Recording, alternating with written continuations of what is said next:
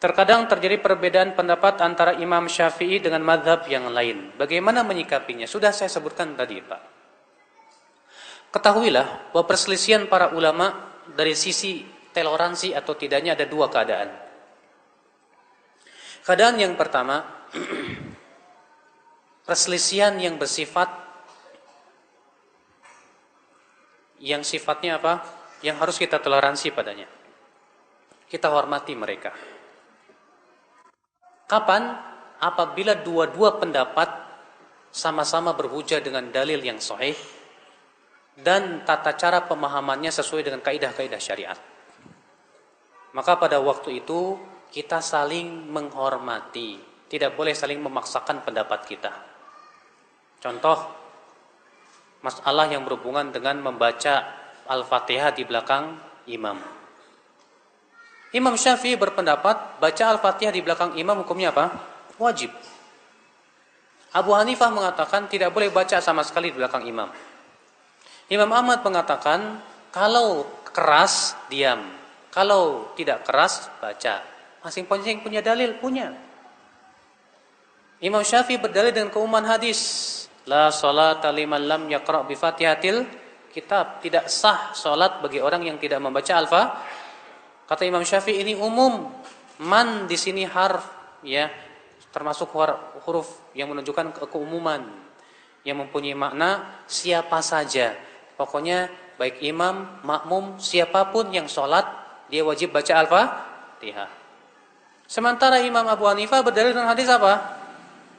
Bacaan makmum ditanggung oleh, kalau makmum ditanggung imam ya sudah selesai, nggak usah baca apa-apa. Imam Ahmad mengkompromikan. Kata Imam Ahmad, Al-Fatihah dibaca kalau imam tidak mengeraskan bacaan. Tapi kalau keras, diam. Karena Allah berfirman, fa idza quri'al Qur'anu fastami'u lahu wa ansitu. Apabila dibacakan Al-Qur'an, dengar dan diam.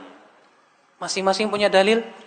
Dalam permasalahan ini, kata para ulama seperti disebutkan oleh Ibnu Qudamah dalam kitab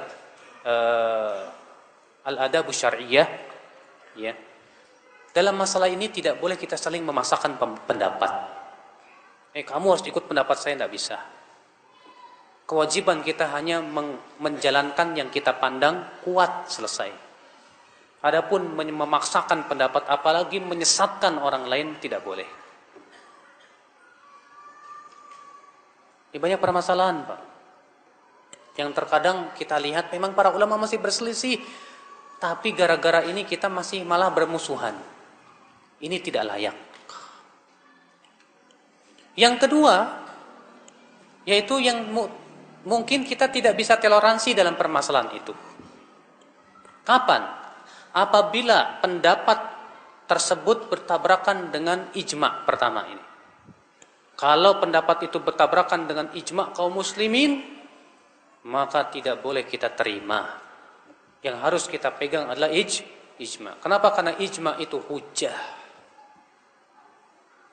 Yang kedua, setiap pendapat yang bertabrakan dengan hadis yang sahih, kemudian sharih, bukan hanya sahih, sharih, bukan cuma sharih, tidak mansukh, dan tidak bertabrakan dengan hadis lain yang lebih sahih, maka pendapat ini tidak boleh diterima. Saya berikan contoh. Abu Hanifah dalam masalah arak pendapatnya aneh. Menurut beliau, yang namanya arak itu apabila berasal dari anggur. Adapun kalau bukan dari anggur tidak disebut arak. Sedangkan jumhur mengatakan, imam yang tiga, setiap yang memabukkan arak. Maka pendapat Abu Hanifah tidak bisa kita toleransi, Pak. Karena bertabrakan dengan hadis yang sahih, sharih, tidak mansukh, dan tidak bertabrakan dengan hadis lain yang lebih sahih. Apa itu? Rasulullah SAW sabda, kullu muskirin khamrun wa kullu khamrin haram. Setiap yang memabukkan itu arak, dan setiap arak itu haram. Sekarang kalau misalnya ada pemuda minum arak yang terbuat dari rambutan misalnya, kemudian antum ingkari, lalu si pemuda berkata, ini pendapat Abu Hanifah. Maaf ya, kita tidak boleh mengingkari, tidak bisa. Kita katakan dalam hal ini Abu Hanifah salah. dan telah bertabrakan dengan hadis yang sahih. Contoh lain, Abu Hanifah mengatakan sedekap dalam salat itu tidak disyariatkan. Hujahnya apa? Karena tidak ada dalil. Sementara jumhur mengatakan sunnah karena ada dalil. Dalam hal ini kita tidak bisa terima perkataan Imam Abu Hanifah. Kenapa? Karena bertabrakan dengan dalil. Masalahnya hadis-hadis tentang sedekap dalam sholat itu belum sampai kepada Imam Abu Hanifah. Maka bagaimana kita akan menghormati pendapat Abu Hanifah? Karena pendapat tersebut bertabrakan dengan apa? Hujah, dalil. Ini harus kita pahami, Pak. Makanya masalah-masalah ikhtilaf itu harus dibedakan dan dipilah. Kadang kan ada orang yang menghadapi perselisihan ulama itu puyeng, Pak, bingung. Ketika bingung tidak berusaha untuk mencari, tapi malah mencetuskan kata-kata yang menunjukkan kebingungan. Contoh misalnya apa? Udah, jangan merasa benar sendiri. Udah, jangan merasa paling benar kamu. Sering mendengar nggak gitu? Sebetulnya ini menunjukkan kebingungan. Dia sedang bingung, mana yang benar gitu loh. Jadi karena saking dia bingung dan dia pun tidak berusaha mencari, dibiarkan dia ngambang begitu.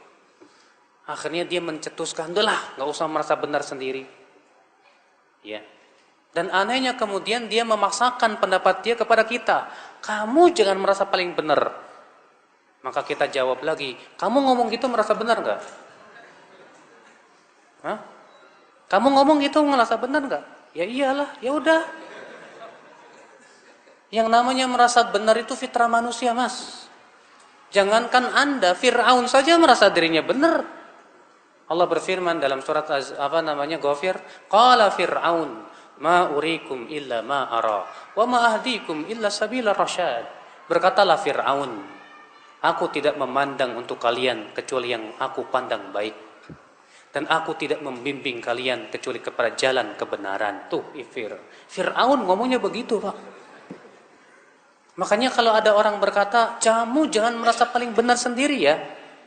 Masalahnya, Pak, di dunia ini nggak ada orang yang merasa paling sesat sendiri, Pak. Ya. Ada nggak? Nggak ada. Sekarang kalau jelas dalilnya Al-Quran, hadis, perkataan ulama, masa nggak boleh merasa benar? Itu hak.